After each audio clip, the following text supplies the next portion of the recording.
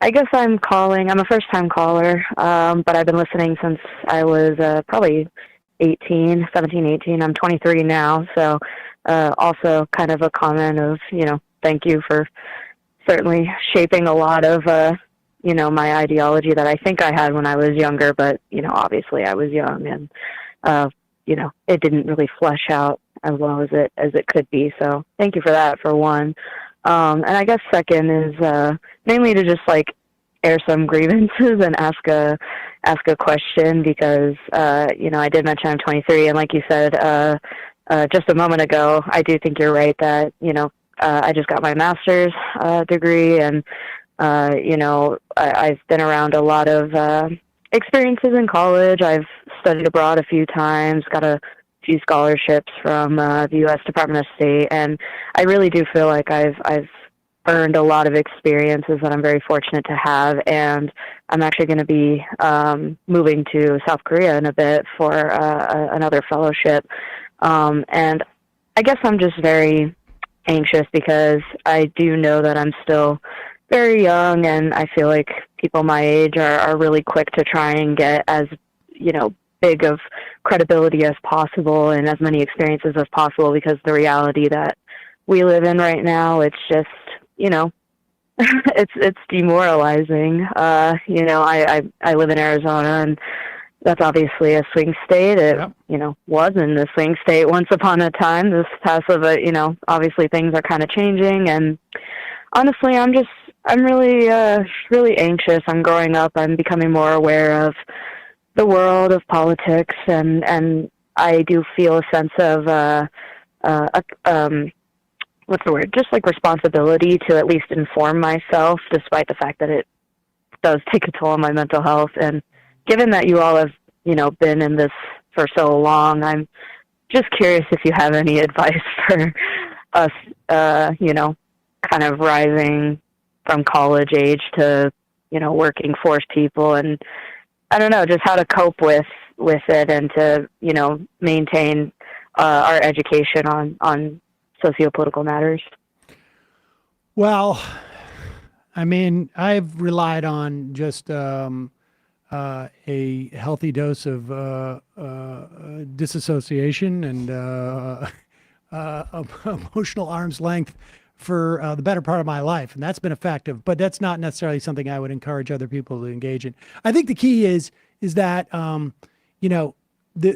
one of the value of reading history is to be able to contextualize, like, where we are in the great scheme of things. And there has been much more challenging, or as challenging, right? Like it's hard to sort of like grade these things because, people's expectations in understanding of the world changes with the world. And so, in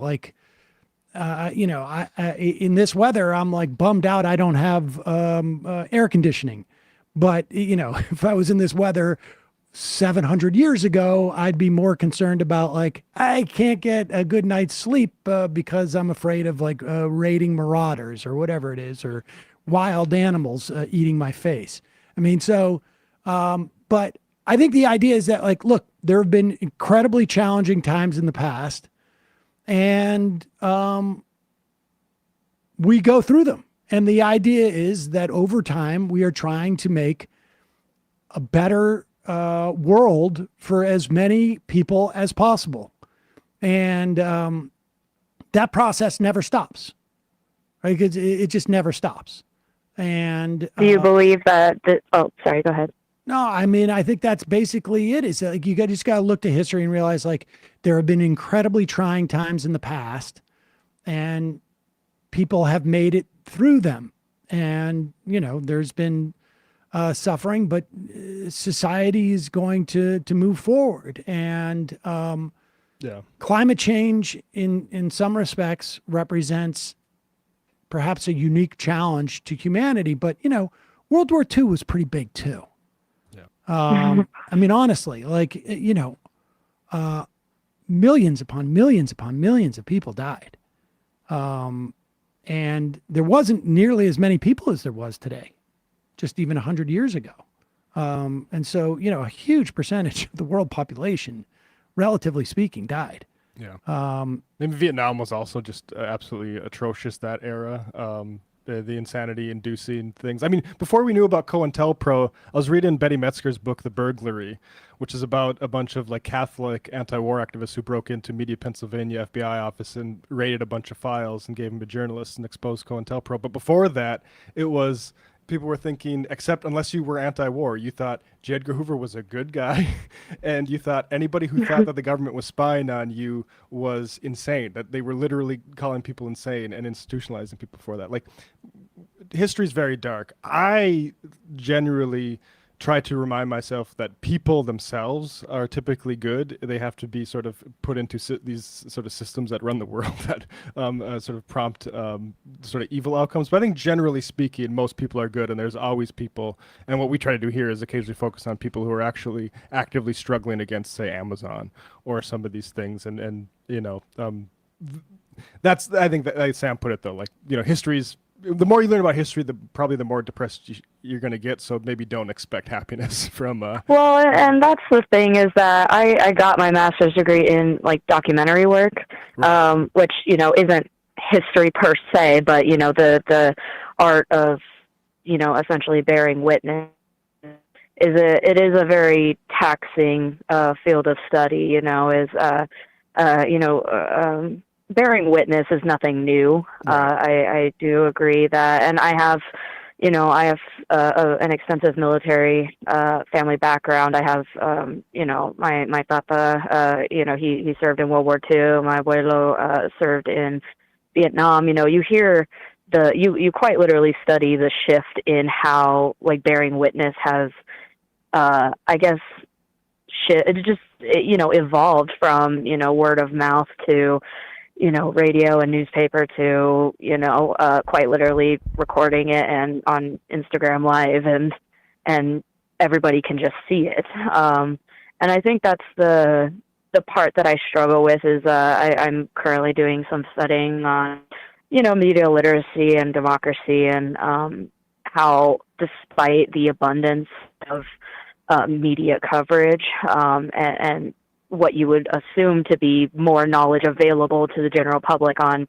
history and just daily news, there still seems to be a lack of media literacy, and it's a little frustrating because I'm obviously I do documentary work, I study mass communication, but also I have a passion for politics and international relations, and it's weird to see both sides collide like that, and how it seems like the general public isn't always informed on that. Obviously, you guys are because you are mass communication and, journalism and news in relations to politics, so you kind of know your stuff. But I reckon, with the exception of the people who watch this broadcast, like myself and everybody else, some people don't always tune in, and I feel like my generation, and I'm curious what Sam thinks, because I reckon every generation feels like they're going to be the new change. This is there. Is it actually change this time? I mean, I look. I do. My sense is that there is that there is going to be a change, and I've been saying this for a couple of years now. That I maybe even longer. That I think there is like a generational shift. We're on the cusp of it. And like literally. But does every generation say that? I'm not sure. Well, I'll tell you, I didn't feel that 20 years ago. I didn't feel that 20 years ago at all. Yeah, and I think that what you're talking about with the media, and I think in lack of fluency in just the world, I think that is something I hope that we're exiting from like a big media mainstream sort of cable news networks sort of problem. There's two different things that I think are sort of like unique about this time. And I think there are times, but I can tell you that when I was your age, I was like, this is a boring freaking era. Like nothing's honestly. I was just I going remember around the tail going edge like, of that, I think. Is that a good thing? I'm not sure. Well, in retrospect, be careful what you wish for. But there are two things. One is the baby boom generation was so big, like literally big. There were so many people in it that it dominated our culture for an extended period of time. And I would argue it still kind of is. And I would argue it's still kind of is. People in power are too old for this. 100%. And also that combined with an explosion of communication services. I don't know what else to call it. Mechanisms, right? Like, and I think that the change that what was represented with the digital age is probably one of the most dramatic. I mean, like, because I when my father was a kid, TV, well, like, what? Who's got a TV? People would they would just getting TVs in, and it was like one in a room, and it was a tiny little screen. It was black and white, and it was like a couple hours of programming, and that's about it. The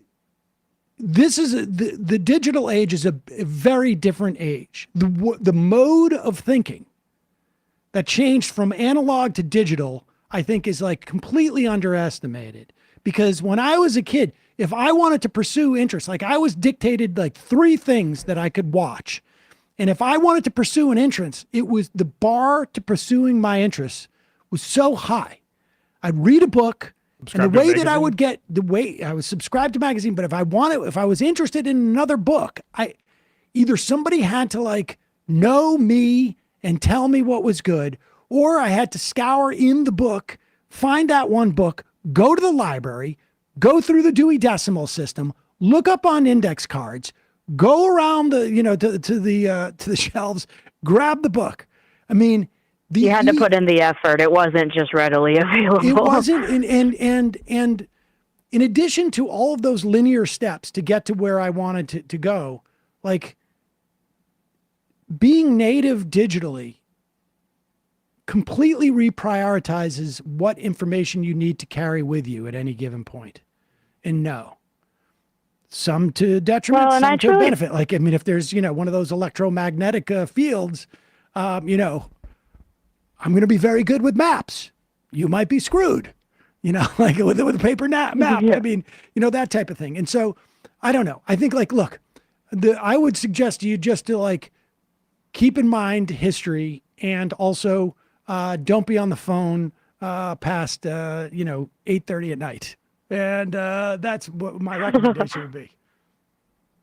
Fair enough. All right. I do think there is something to say. Sorry, one more comment. I do think there is something to say about how cable television and traditional mediums of communication, mass communication, still holds a lot, I would argue, to be a lot more legitimacy than what it should. I mean, obviously you came from radio, you transferred over to, streaming services. There's people like, Hassan Piker, for example, on Twitch. You got these news sources that are, live, interactive streaming, which is the new age of mass communication.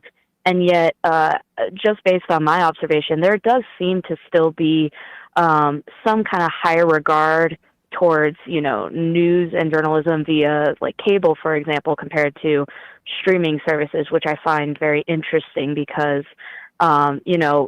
news is always biased. I'm a firm believer that you could be as unbiased as possible and there's still going to be a hint of bias. But, you got the obvious ones like Fox News or CNN, which very like obviously lean, one side or the other.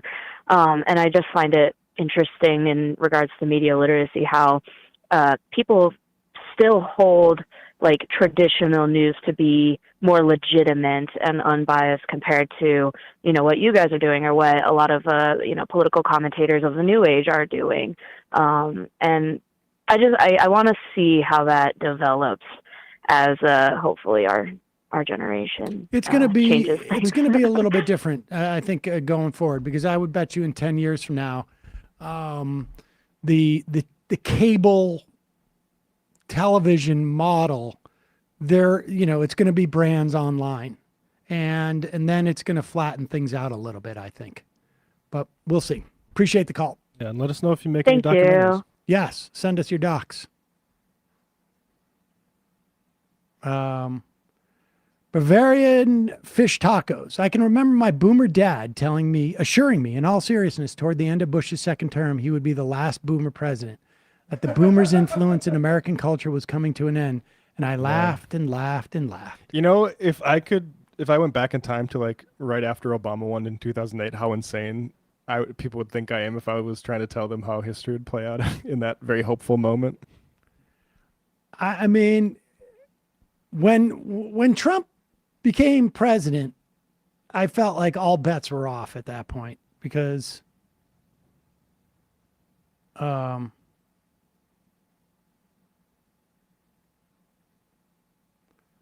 Justice for Hugo, millennials and Gen Z are more intergenerationally bonded through shared experience, language, and ideas more than any before it because of the internet. I think 10 years from now will pay dividends if we make it there. Comment in reference to the caller talking about generational change. The good news is Elon Musk and all these other great people own these platforms, so. Space Linen. I was on what sounds like a very similar path to this caller. I finished my degrees in 2012, but the events of 2010-11 changed my whole perspective of working for the soft power apparatus of our country, so I abandoned it and ended up becoming a high school French teacher. Still Awesome. active in politics, but I feel I saved myself from a career I would regret working at state. That's fascinating. I almost became a teacher. Hey, folks, don't forget to hit the subscribe button and check out our daily show. We do it every day at 12 p.m. Eastern for about 2.5 hours. We even take phone calls. You should check that out.